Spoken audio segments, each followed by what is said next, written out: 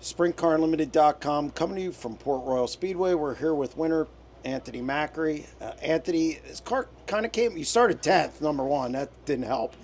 Car came on late, and you just surged up there, got through the top five, and then what did you find there at the end? And then you were able to pull off a last, well, really front stretch pass coming to the checker, which we'll talk about in a minute. But what did this car just get faster and faster as the race went on?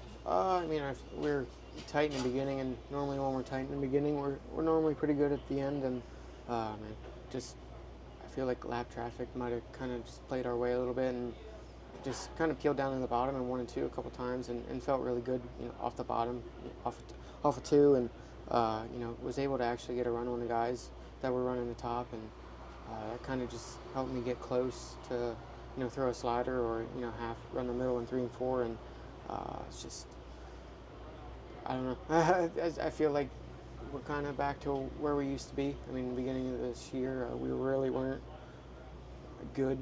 Our standards, we weren't good here. So, we just tried something different tonight, and I'd say it worked.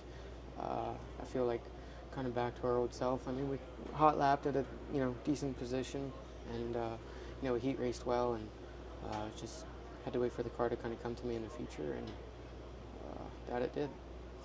So you crack the top five, you're racing there, you get toward the end of this thing, you get to third, and all of a sudden, at what point did you think you had a shot at this? Because Garrett and Danny were setting a pretty good pace. Garrett was holding off Danny, did it for almost, felt like 10 laps. Did you think you had a crack at this, even going into the last lap? Honestly, I got tight, and I want to say I got tight in 1 and 2, and after we took the white flag, and I kind of rode it off, and then he kind of ran half the middle in 3 and 4, and figured it was a last-ditch effort, and I just hammered the top as hard as I could, and just kind of loaded the car with the brake pedal to make sure it didn't, try to pull the front end when we got to the curb, and just tried to keep the tires under it and going down the front stretch, and I honestly didn't think we had them. I didn't know where on it was 0.008 seconds.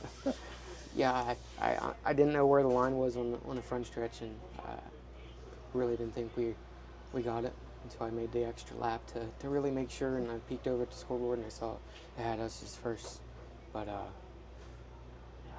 don't know. I really wasn't, after I got tight in 1 and 2, after the white flag, I really wasn't expecting to win it, but like I said, it was just kind of last-ditch effort to, hammer the top in 3 and 4.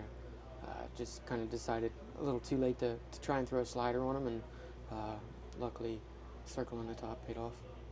When you win a race like this, what's that feeling like? I mean, it's one thing to dominate a field, start up front, whatever, but to come from 10th and pass a guy coming down the front stretch on the last lap, I mean, that's a dream scenario for a driver. It's everything they think of, to win a race or envision.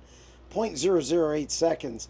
What's that feeling like? And I know you want to dominate, but man, that's got to be a big, it's an exciting deal. It's pretty exhilarating in the moment, I would say. I mean, I was, obviously pretty excited, but I don't know. I just try to, I don't know. That has happened to me so many times that I kind of half feel bad, but I mean, it's just I've learned enough, and I don't know. It's exciting, but on the other hand, like I know exactly how it feels because that's happened to me so many times. But anytime you can win a race, it obviously feels good. And, to start 10th, and with the cars that were starting in front of us, and obviously the 2 cars that were starting behind us, to start 10th and to work our way up through there is, gives me some confidence for next weekend, and a little bit of faith in what we tried and how well it's working. So. It's exciting, but I'd say personally, I think it gives me a little bit more confidence going into next weekend. Yeah, I was going to ask you about next week. Big payday next weekend, $75,000. Got to feel good with the package you have going, and really the speed you have everywhere at this point, going into a big event against High Limit.